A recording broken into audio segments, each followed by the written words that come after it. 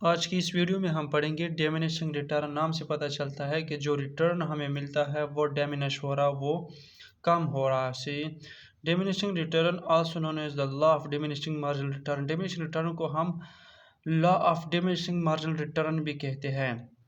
States that as you increase the input of one factor of production, जब हम एक input for example labour और capital हम increase कर रहे हो constantly while keeping other factor constant, जो हमारे पास अदर फैक्टर्स होते हैं इन्वायरमेंट में वो हम उसको कांस्टेंट रखें। ठीक है, द एडिशनल आउटपुट और benefit gain from that additional input, जो हम एडिशनल इनपुट उसमें ऐड कर रहे हो, ठीक है, तो जो एडिशनल आउटपुट या बेनिफिट हमें मिल रहा है वो क्या होता है, इवेंचुअली स्टार्ट टू डिक्रीज, वो डिक्रीज होना स्टार्ट हो जाता है।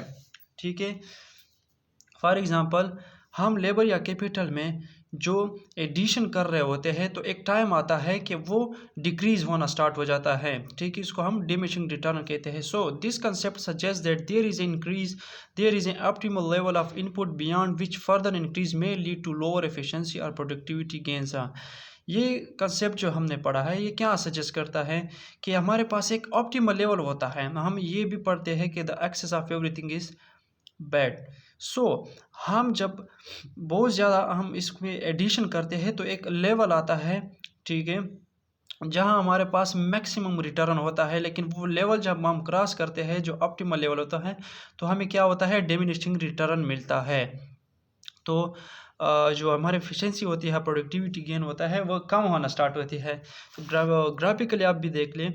ठीक है, ये हमारे पास आउटपुट, यहाँ इनपुट एक्सेस एंड एक्सेस पे। सो फर्स्ट ऑफ ऑल हमें क्या होता है, इनपुट हम ऐड कर रहे हैं तो हमें इंक्रीज मिलता है।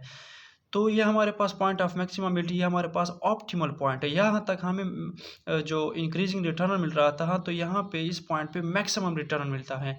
लेकिन हम इस पॉइंट को अगर क्रॉस कर दे तो हमें क्या मिलता है, डिमिनिशिंग रिटर्न मिलता है। तो बेसिकली ये लॉ जो है ये बताता है कि फॉर एग्जांपल हर चीज़ का एक मैक्सिमम ऑप्टिमल लेवल होता है, उसको अगर हम क्रॉस करते हैं तो हमें जो एफिशिएंसी या प्रोडक्टिविटी गेन होता है वो कम होना स्टार्ट हो जाता है उस पॉइंट को क्रॉस करते हुए।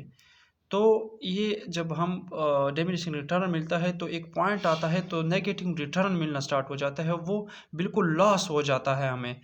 तो इस पॉइंट को हम क्या कहते हैं, मैक्सिमम यील्ड, जो ऑप्टिमल पॉइंट है। तो उम्मीद है आप लोगों को समझ आएगी डिमिनिशिंग रिटर्न की और इस लॉ की। Thank you.